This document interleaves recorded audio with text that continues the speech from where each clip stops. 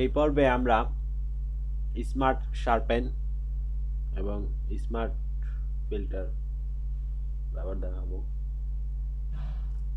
এই ইমেজটিকে আমরা শার্প করব স্মার্ট শার্পেন ফিল্টারের সাহায্যে। ফিল্টারটি পেতে আপনি এখানে ফিল্টার মেনুতে গিয়ে শার্পেন, তারপর দেখুন স্মার্ট শার্পেন, এমন একটি অপশন পাবেন। আপনি যদি নির্দিষ্ট কোনো অংশের ইমেজটা এখানে প্রিভিউতে দেখতে চান, সেক্ষেত্রে এভাবে সিলেক্ট করে দিতে পারেন। এখানে বেশ কিছু অপশন দেখতে পাচ্ছেন। আমরা প্রিভিউ বক্সে যদি চেক করি, কোনো সেটিংস চেঞ্জ করি, তাহলে আমরা সরাসরি ইমেজের কি কি চেঞ্জ হচ্ছে তা আমরা দেখতে পাবো। এখন আমরা যদি এখানে এডিট করে ওকে দেই, তারপর যেই চেঞ্জটা হবে সেটা ইচ্ছা করলে পরবর্তীতে আর চেঞ্জ করতে পারবো না, যদি এভাবে আমরা স্মার্ট শার্পেন অ্যাপ্লাই করি। তাই আমরা যাতে ভবিষ্যতে যে কোনো সময় চেঞ্জ করতে পারি, সেই জন্য আমরা প্রথমেই এই লেয়ারটিকে ডাবল ক্লিক করে এরকম একটি বক্স আসবে, ইচ্ছা করলে আপনি নাম লিখতে পারেন, তারপর ওকে। দেখুন আনলক হয়ে গিয়েছে। এবার আপনি এখান থেকে রাইট ক্লিক করে কনভার্ট টু স্মার্ট অবজেক্ট এটি ক্লিক করুন। এটি স্মার্ট অবজেক্টে পরিণত হয়েছে। দেখুন কর্নারে একটা আইকনের সাহায্যে আমরা বুঝতে পারছি এটি একটি স্মার্ট অবজেক্ট। এবার আমরা যদি ফিল্টার মেনুতে গিয়ে শার্পেন, স্মার্ট শার্পেন এই অপশনটি কাজ করি, যেমন অ্যামাউন্ট আমরা বাড়িয়ে অ্যাবাউট 250 নিতে পারি। এখানে আরেকটি বিষয়, আপনি যখন এই হাত বা এই মাউসটি এখানে রেখে ক্লিক করবেন, তখন আপনার পূর্বের ইমেজটি দেখতে পাবেন এবং মাউসের বাটন ছাড়ার পর দেখবেন আপনার বর্তমান নতুন সেটিংসের ইমেজটি। অথবা এখানে প্রিভিউ আনচেক করে আপনি এখানে সরাসরি ইমেজটি দেখতে পারেন। এই ইমেজটির জন্য আমরা রেডিয়াস ভ্যালুর সাহায্যে এখানে নয়েজ, যে নয়েজগুলো আমরা দেখতে পাই এগুলো কমানো বাড়ানো যায়। এই ইমেজের জন্য এই ভ্যালুটি আমার মনে হয় যথোপযুক্ত।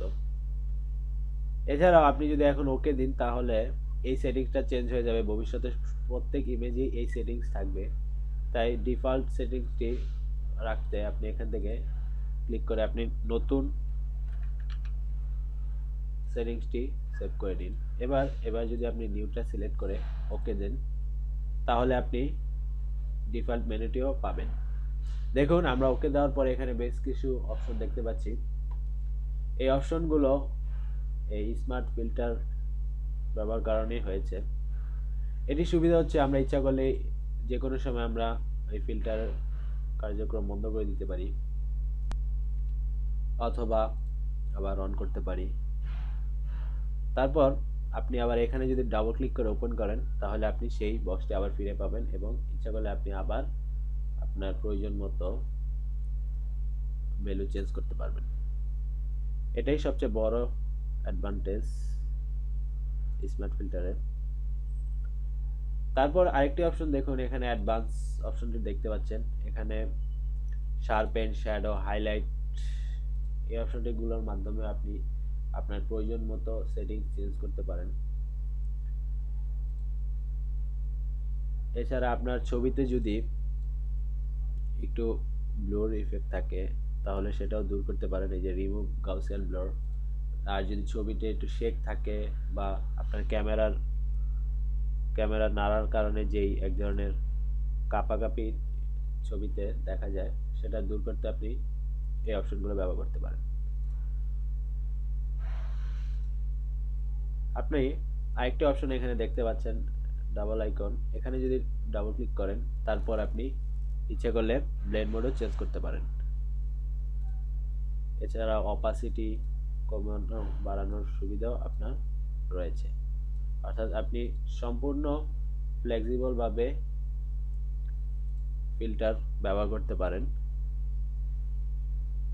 এই স্মার্ট অবজেক্টের মাধ্যমে। আশা করি আপনারা স্মার্ট অবজেক্টের মাধ্যমে শার্পেন ইফেক্টটি সম্পর্কে ধারণা পেয়েছেন। ধন্যবাদ সবাইকে।